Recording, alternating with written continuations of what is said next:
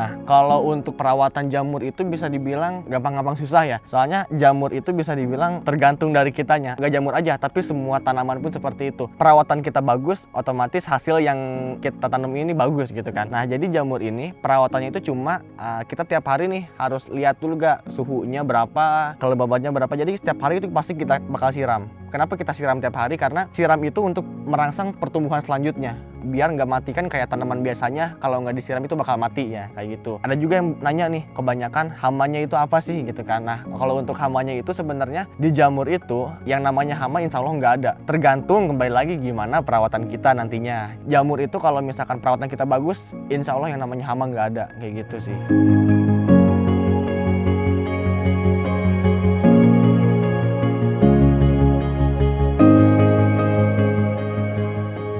Halo semuanya, perkenalkan saya Muhammad Galuh dari Jamur Halwa.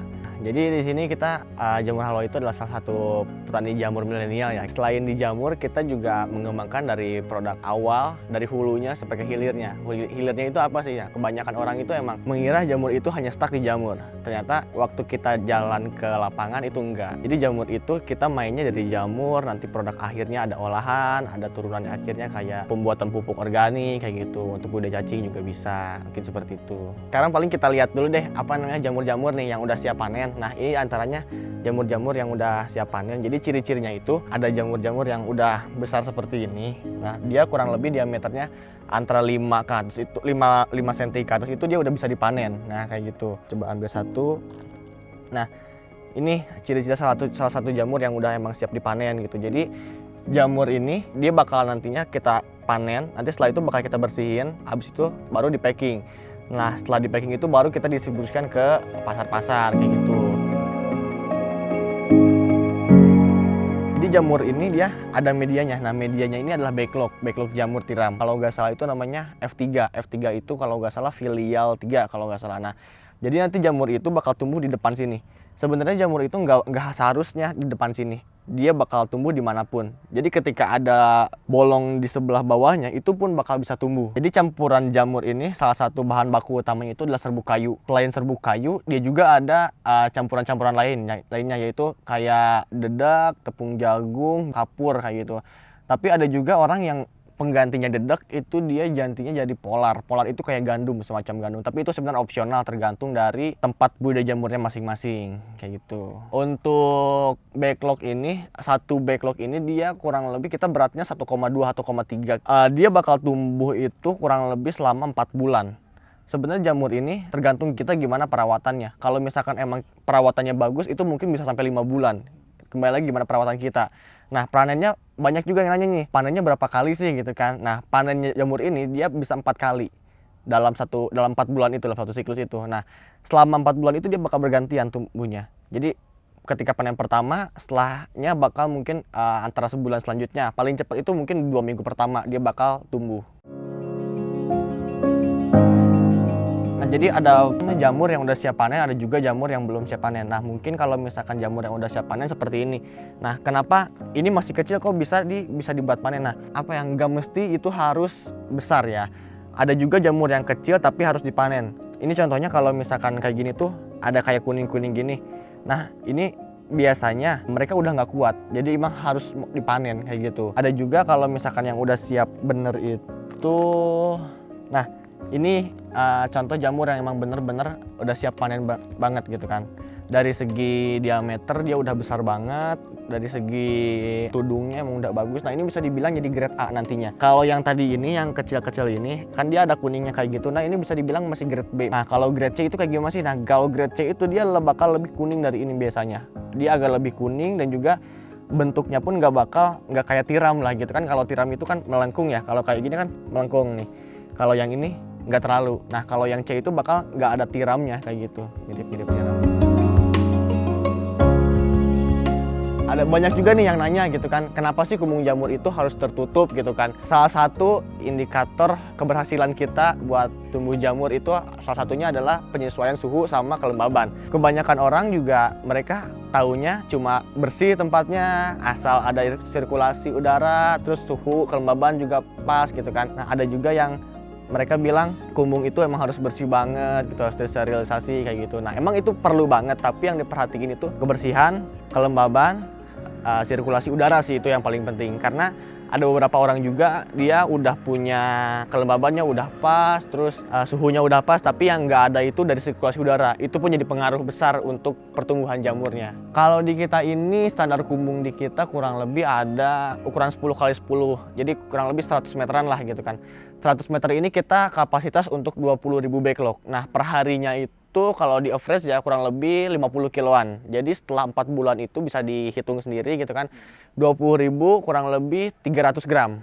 Nah itu kurang lebih bisa bilang 6 tonan lah per satu siklusnya. Ya per hari bisa tetap panen, tapi panennya nggak bakal beraturan karena kan yang namanya siklus jamur itu pasti naik turun ya. Nah jadi kebanyakan orang juga backlog jamur yang udah nggak bisa panen itu mereka rata-rata dibuang gitu aja. Nah tapi kalau di jamur halwa sendiri kita nggak hanya dibuang gitu aja, tapi kita dijadikan untuk tempat budidaya cacing. Selain budidaya cacing kita juga jadikan untuk pembuatan pupuk organik. Nah mari kita lihat untuk tempat cacingnya.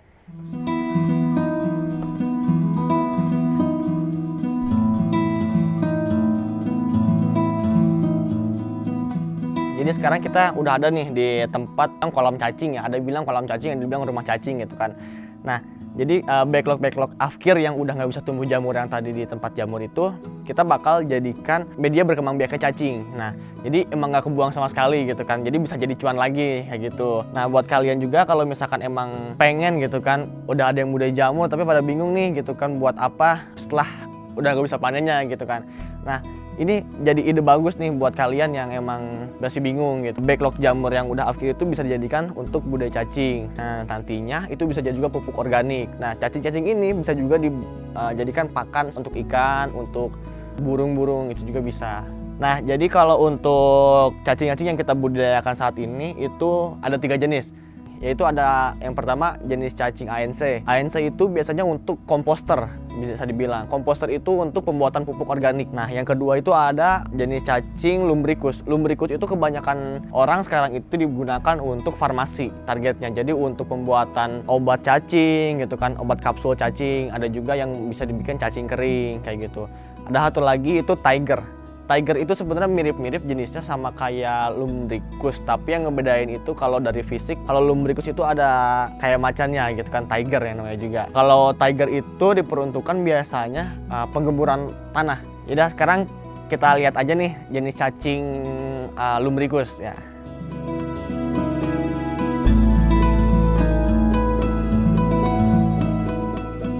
Jadi ini adalah salah satu jenis cacing lumbricus. Nah, yang tadi untuk ke farmasi ya. Nah, jenis cacing lumbricus itu dia nggak bakal besar jadi jenisnya itu. Nah, dia kecil-kecil kayak gini. Panjangnya pun nggak bakal panjang, paling maksimal di angka 10 cm gitu. Kayak gitu untuk cacing lumbricus. Nah, untuk masa panen cacing sebenarnya sama aja kayak jamur. Nah, kan kalau jamur itu bedanya jamur dia ada masa produksi. Nah, kalau ini nggak ada. Jadi cacing itu tinggal kita masa produksi cacingnya, berkembang biaknya gitu kurang lebih 4 bulan. Panennya segimana sih gitu kan. Nah masa panen cacing itu pertumbuhan cacing. Dia pertumbuhan cacing itu kalau misalkan kita beli 1 kilo nih sekarang, nah itu setelah satu siklus itu kurang lebih jadi 4-5 kali lipat dari berat bobot awal. Nah untuk masalah pengurusannya juga nggak terlalu ribet lagi kalau untuk cacing ini. Yang penting cacing itu kita dari segi medianya cukup lembab, dari segi pakan cukup, penyiramannya juga cukup. Sebenarnya kalau cacing itu tergantung dari jenisnya ya. Kalau jenis lumbricus ini bibitan itu di angka 85.000. Itu kalau untuk ANC itu biasanya angka 30-50 ribuan gitu. Nah, itu untuk yang hidupnya gitu kan bibitannya. Ada juga yang jual dalam bentuk kering. Nah, keringnya itu dia bakal lebih menggiurkan lah harganya. Kalau jenis keringnya itu kurang lebih di angka 300-900 ribu untuk harga per kilonya. Ya oke. Kalau yang ini lumbricus, mungkin next kita lihat yang ANC kali ya. Bisa dibilang si komposter itu. Ya ini harus nyari lah. Nyari dulu. Nah ini adalah jenis ANC. Nah, jadi bedanya beda banget tuh. ANC itu dia cenderung lebih besar gitu kan. Dia panjangnya bisa panjang kurang lebih sampai 20 cm, 15 cm lah. 15 sampai 20 cm. dari bentuk warna pun dia beda banget. Dia lebih glowing dan juga lebih ke ungu warnanya.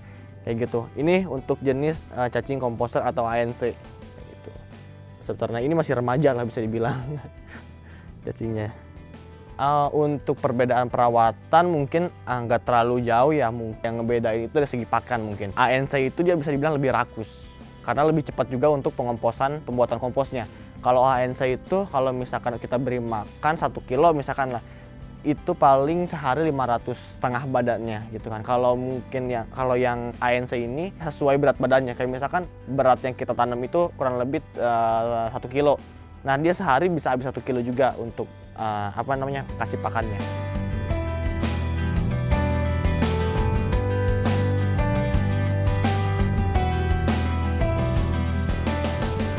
Oke, mungkin cukup sekian sedikit penjelasan dari saya tentang budidaya jamur gitu kan, dari awal pembuatan jamurnya gitu kan sampai panen sampai produk akhirnya gitu kan.